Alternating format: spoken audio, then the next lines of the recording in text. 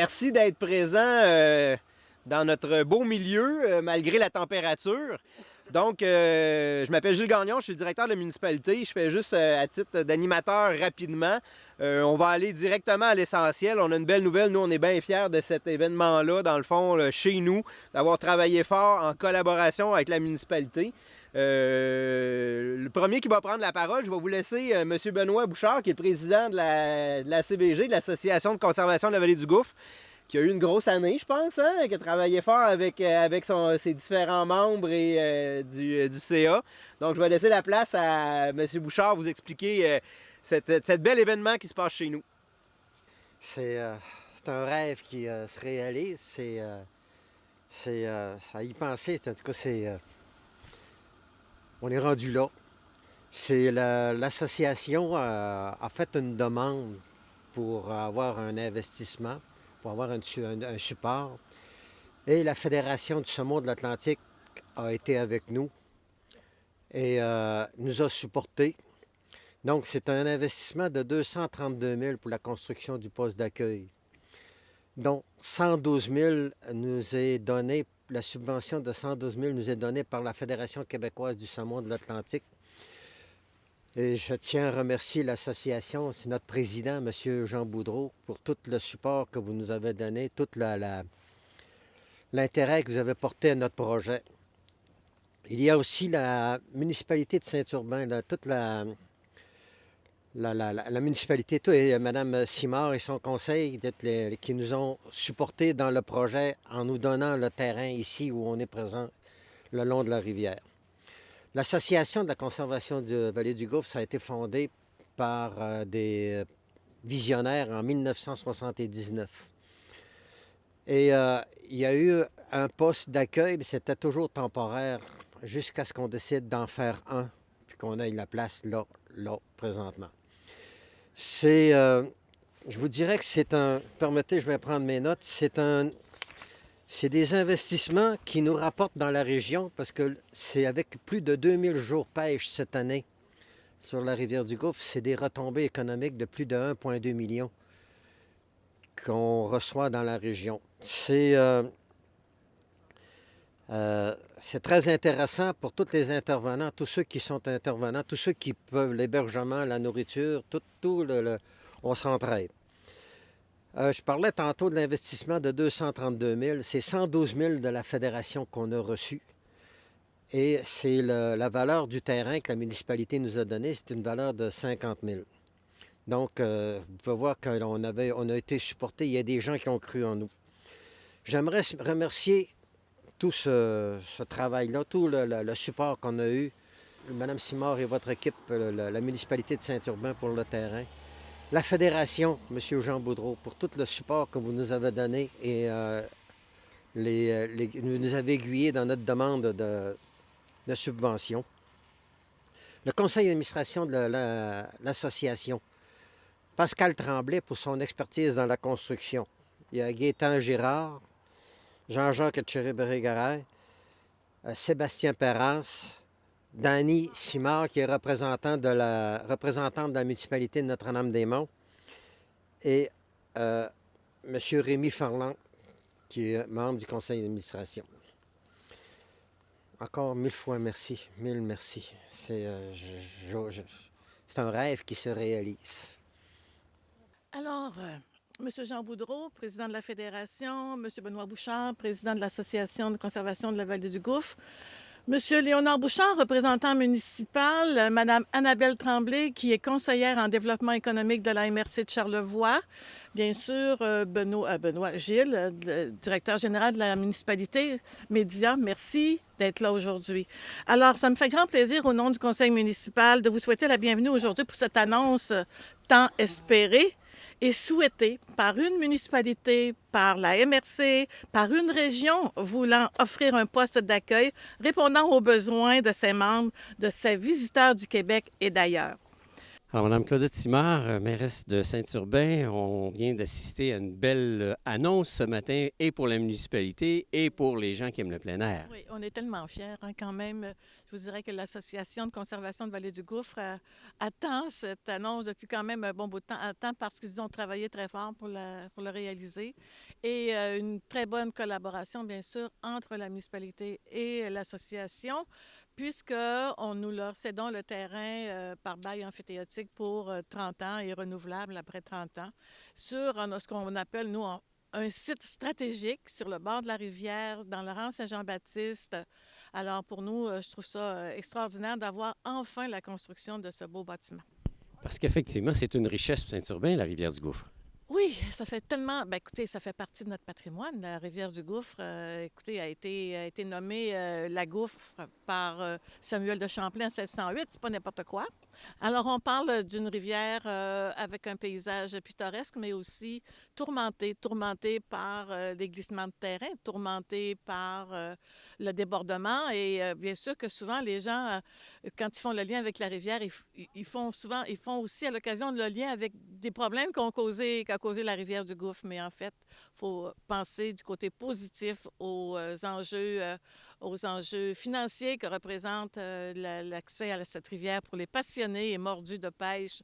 Et je tiens à remercier particulièrement tous ceux qui ont travaillé depuis 1979 à la création de cette association-là par des gens bénévoles. Et c'est encore des bénévoles aujourd'hui qui sont là. Et grâce à eux, on peut assurer la pérennité de la pêche au saumon sur cette rivière. Avec la construction du pavillon, Oui. ça va générer des revenus parce que les gens vont venir, vont pouvoir davantage s'informer. Oui, oui, et en plus, nous, ce qu'on souhaite, c'est un partenariat possiblement à partager peut-être des coûts quant à la personne qui travaillera ici en permanence pendant la saison pour offrir aussi de l'information aux touristes, aux gens qui traversent notre village, qui vont vers l'arrière-pays pour leur montrer qu'est-ce qu'on a chez nous comme activité, qu'est-ce qu'on a chez nous comme accueil, qu'est-ce qu'on a en agroalimentaire. Et je pense que c'est du gagnant-gagnant pour les deux. Le pavillon, on fait l'annonce aujourd'hui, mais il va être commencé côté construction quand? Ça devrait commencer cette semaine. Mais souvent, à l'occasion, avec des entrepreneurs, ça peut varier d'une semaine à une autre. Mais je pense que pour eux, c'est très important qu'ils soient livrés pour le 15 décembre, clé en main. Alors, j'espère que ça va se réaliser. J'ai confiance avec l'entrepreneur. Mais au moins, ça va être un accueil là, chaleureux pour l'ensemble. Les gens vont savoir où aller. Ah oui, et on a vu les plans. C'est quand même... ils ont travaillé très longtemps avant d'en arriver à vraiment avoir ce qu'ils souhaitaient comme espace. Et parce que aussi, il va y avoir des espaces pour remiser des choses. Hein. En fait, ils ont beaucoup d'installations un peu partout. Il y a des choses sur lesquelles je pense qu'ils vont pouvoir servir pour remiser leur équipement. Alors, un ajout supplémentaire qui augmente le charme de Saint-Urbain, quoi. Oui, et je pense qu'il ne faut pas négliger le charme de l'arrière-pays de Saint-Urbain et encore moins notre fameuse rivière du Gouffre qui accueille autant de gens et qui sert beaucoup au développement économique de la région. Merci, Mme Simard. Ça m'a fait plaisir. Alors, M. Jean Boudreau, nous vous remercions pour ce montant de 112 000 $ permettant cette construction et merci aussi aux partenaires de la Fédération. La rivière du Gouffre fait partie de notre histoire, de notre patrimoine, témoignant du passé, du présent et de l'avenir de la pêche grâce à sa conservation. Mesdames, Messieurs, merci et longue vie autour de cette rivière au panorama sauvage et tourmenté, comme le disent les gens de l'association. Alors, merci tout le monde. Merci, Mme Simard. Merci, M. Bouchard. Je vais juste être sûr que je l'avais bien dit. Je vais laisser la parole à Jean Boudreau, du président de la Fédération québécoise pour le saumon atlantique, de nous laisser un petit mot. Alors, merci beaucoup, Madame la mairesse. Merci d'avoir pris un petit moment. Écoutez, la Fédération est très fière d'être ici aujourd'hui. En fait, le rôle d'une fédération, c'est de supporter ses membres. Et aujourd'hui, on est fiers de supporter notre membre, les gens de la rivière du Gouffre. Des gens à qui on a cru, des bénévoles chevronnés qui travaillent très fort pour la rivière. M. Jean Boudreau, président de la Fédération du saumon de l'Atlantique, bien le bonjour. Bonjour, bonjour. Bienvenue dans Charlevoix et à Saint-Urbain, mais vous êtes ici pour une bonne raison, puis une belle raison aussi. Ben oui, tout à fait. Pour, en fait, la pelletée de terre pour le nouveau pavillon d'accueil pour les pêcheurs qui vont venir sur la rivière du Gouffre à partir de 2019. On parle d'un pavillon, c'est une infrastructure, ça demande des sous. Ah oui, tout à fait, tout à fait. Et la Fédération, je pense qu'elle s'est impliquée et elle participe à tout ça, là. Oui, bien écoutez, en collaboration, bien sûr, avec l'association, la municipalité qui a donné le terrain ici, nous, on a levé du financement auprès du gouvernement. Alors, pour l'amélioration des infrastructures et des bâtiments d'accès. Donc, ici, c'est effectivement, ça rentre directement dans le programme, ce qu'on appelle le PDPS, le Plan de développement de la pêche au saumon du Québec. Donc, c'est des fonds qui viennent du gouvernement Couillard, donc qui était là en 2018. Et donc, le gouvernement a investi plus de 14 millions dans les rivières à saumon. On sait qu'au Québec, il y a environ 110 rivières à saumon, dont la rivière du Gouffre, qui fait partie des joyaux du Québec. Alors, donc, ils ont pu faire une demande de subvention et ils ont eu 112 000 là, pour la construction de ce bâtiment. Dans Charlevoix, il y en a combien de rivières? Écoutez, dans Charlevoix, vous avez la rivière Malbaie, là, qui est un peu à la limite est là, de Charlevoix. Donc, ce sont les deux principales rivières actuellement, donc du Gouffre et Malbaie. Comment se porte le saumon dans son entièreté, là? Écoutez, le saumon se porte relativement bien au Québec. La pêche y est bonne, les rivières sont poissonneuses. Vous savez, les Québécois ont mis beaucoup d'efforts pour la protection et la conservation, de même que la Fédération. Donc, on a travaillé fort pour un plan de gestion rivière par rivière pour être capable d'avoir une meilleure gestion, un meilleur contrôle de nos populations. Et ça porte fruit, les populations, les saumons reviennent en grand nombre. Cette année, nouveauté, donc le permis de pêche, le nombre de tags qu'on appelle, d'étiquettes qu'on met sur les saumons a passé de 7 à 4, et dont un seul grand saumon. Avant, on pouvait prendre 7 grands saumons. Vous savez, quand on parle de grands saumons, on parle de saumons qui se reproduisent. Les petits saumons, ce sont ceux qui viennent voir comment ça se fait. Donc, ce qu'on appelle les grilles aussi. Donc, les grands saumons, une grosse réduction au niveau des captures. Donc, on s'assure de la pérennité de l'activité de pêche également parce qu'on conserve notre géniteur, en fait. Avec les changements climatiques, là, on a de moins en moins d'eau dans nos rivières. Est-ce que ça vient influencer effectivement la reproduction de ces saumons-là? Écoutez, c'est relatif. Vous savez, le saumon est là depuis plus de 10 000 ans. Alors, notre vision, la vision de l'être humain, c'est une vision très, très, très courte vue. S'il y a encore du saumon, même maintenant, alors on peut présumer que le saumon va y être lorsque nous n'y serons plus. Alors, donc, ça affecte l'activité de pêche, ça c'est sûr. Quand il y a des étés comme on a eu ici, de fortes chaleurs, peu d'eau, donc la pêche y est moins bonne. Mais les pêcheurs sont des gens tenaces, c'est des gens qui sont persévérants et ils aiment aussi pas juste la capture, mais aiment aussi l'expérience de la pêche au saumon. C'est ça que les gens recherchent davantage. C'est un voyage, on va dans les plus belles régions du Québec, on va voir des rivières qui sont magnifiques, dans des secteurs complètement sauvages, où ils voient de la grande faune, de la faune avienne. Alors, c'est l'expérience, je pense, que les gens veulent garder. Et puis, ben, c'est un boni. Si on prend un saumon, ben, c'est quelque chose de fantastique. Parce qu'en soi, le saumon, une fois qu'on le pêche, il faut le remettre à l'eau? Bien, de façon générale, au Québec, comme je vous le mentionnais dans notre nouveau plan de gestion, quand on se rend compte que les seuils minimaux de conservation ne sont pas atteints, donc on suggère la remise à l'eau des grands saumons. Donc, la plupart des rivières sont en remise à l'eau par choix. Il y a plusieurs gestionnaires qui décident quand même de remettre à l'eau pour s'assurer d'une pérennité. Mais il y a quand même plusieurs rivières au Québec où c'est permis à partir du 1er août, qui est la date d'ouverture, si vous voulez, de la pêche des grands saumons. Il y a plusieurs rivières qui offrent la capture, donc c'est possible également de garder des grands saumons au Québec, oui.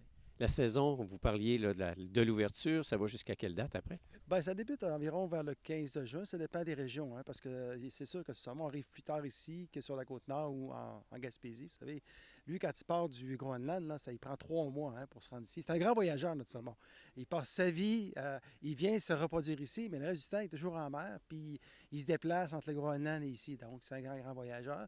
La pêche se termine de façon générale le 30 de septembre. Quelques rivières ferment le 15 de septembre. Et au niveau de la santé des pêcheurs, est-ce qu'il y a de plus en plus de pêcheurs ou c'est stable? C'est relativement stable. La FQSA, la Fédération québécoise pour le saumon atlantique, fait beaucoup d'efforts pour la relève. Vous savez, on est en compétition comme tous les domaines qui existent d'activité plein air. Donc, on travaille très fort. On a des festivals, entre autres le Festival PAM de pêche à la mouche. Donc, on fait environ une douzaine de villes au Québec où on produit des films faits par des Québécois sur la pêche au saumon. C'est en salle de cinéma et les gens viennent en grand nombre.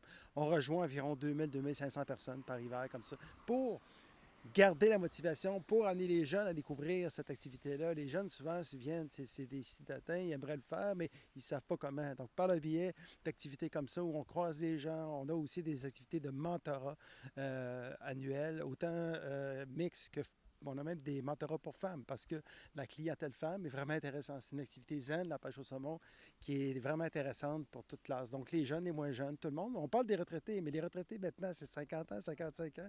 Ces gens-là se cherchent des activités. J'aime le golf, les gens aiment le golf, mais on a le goût, des fois, de voir des régions, voir autre chose, se déplacer, voyager. Donc, la pêche au saumon est une alternative exceptionnelle.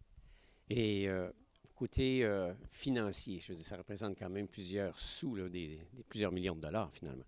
Le pêche au saumon au Québec, c'est environ 60 millions de retombées économiques régionalement. Ici, pour du gouffre, on parle de 1,2 million. C'est une entreprise qui est majeure pour la région.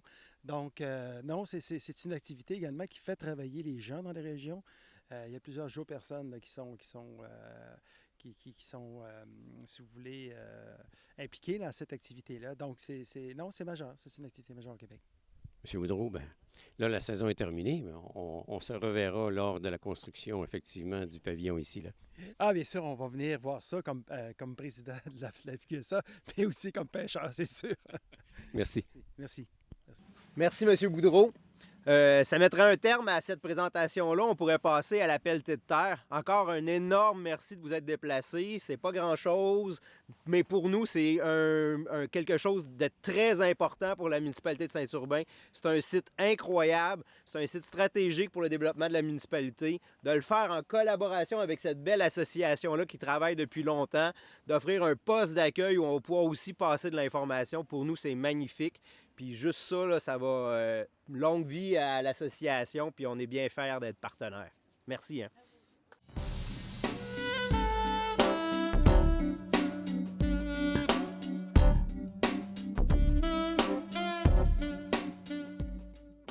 Alors, M. Benoît Bouchard, président de l'Association de conservation de la vallée du Gouffre, ici dans la région. Bien le bonjour. Bonjour, monsieur.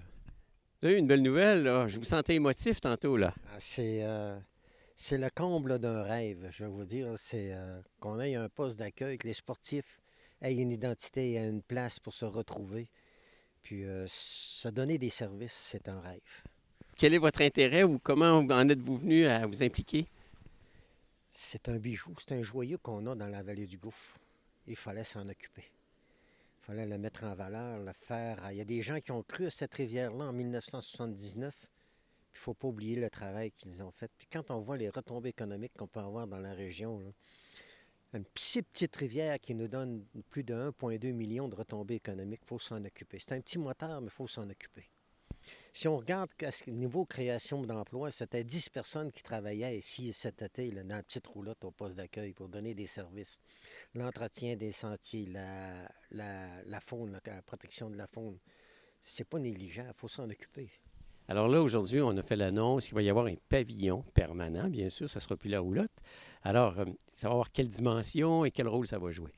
Le poste d'accueil, c'est 720 pieds de surface. C'est une bâtisse de 30 pieds de façade par 24 de profondeur avec un sous-sol pour éventuellement avoir de la place pour la relève, la formation, tout ce qui peut intéresser ou être en fonction de la pêche, la nature.